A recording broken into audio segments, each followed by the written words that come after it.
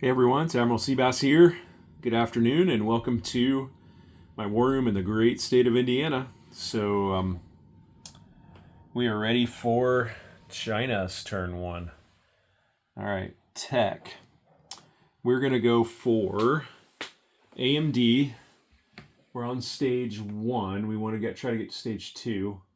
We're also going to go for long-range missiles, also on stage one, trying to get to stage two.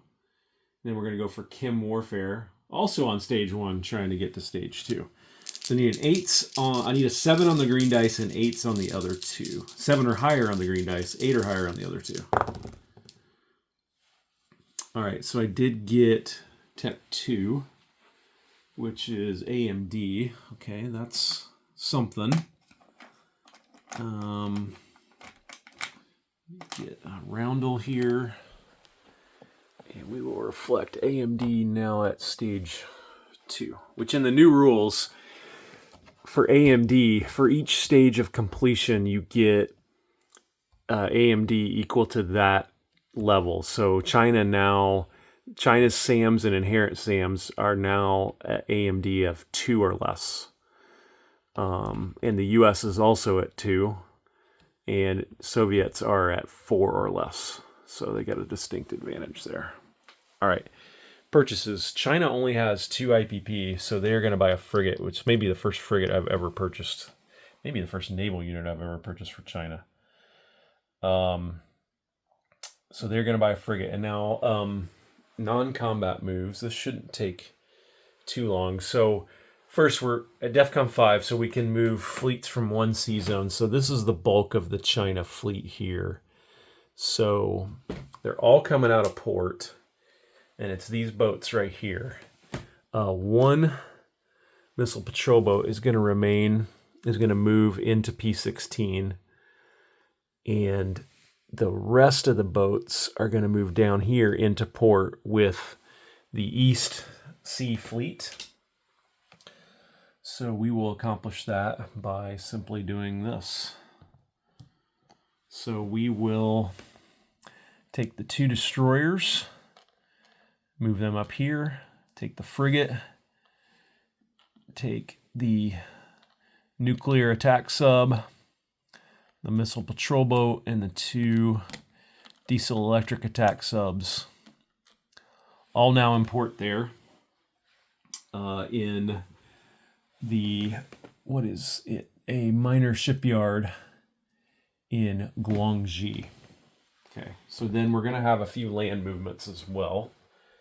3 paramilitary here will slide back to southern Manchuria. The 3 paramilitary here will slide back to central Manchuria. And then let me put you here. And we're going to make a few other movements here as well. Okay, so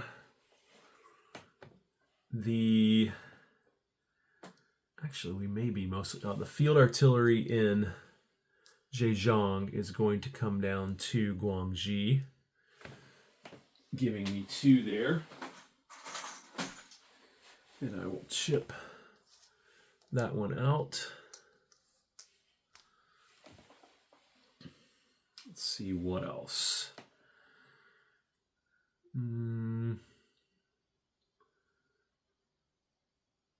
Actually, that may be about it for my...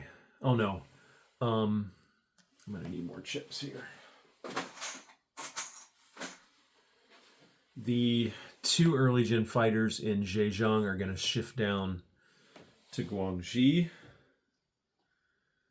So that will now give me 4 early gen fighters in Guangxi. The airborne from Beijing is going to come down to Guangxi. The Marine is going to come in there too if he's not already there. I couldn't tell if he was already there or not. The air superiority fighter will stay there in Zhejiang.